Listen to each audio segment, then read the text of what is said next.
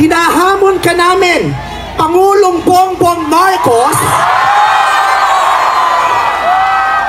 kung gusto mong magkaroon ng magandang legasiya, ang pangalan mo, ipakulong mo lahat ng magnanakaw.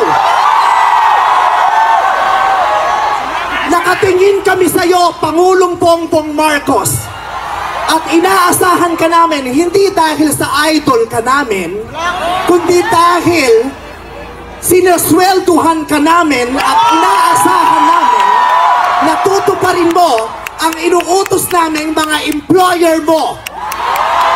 Kami ang nagpapasahod sa inyo. Tapos na ang panahon na natatakot tayo sa gobyerno.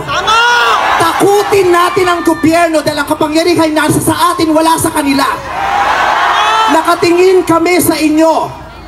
Ipakulong lahat ipakulong. Pawiin ang mga ari-arian. Pawiin ang mga ari-arian.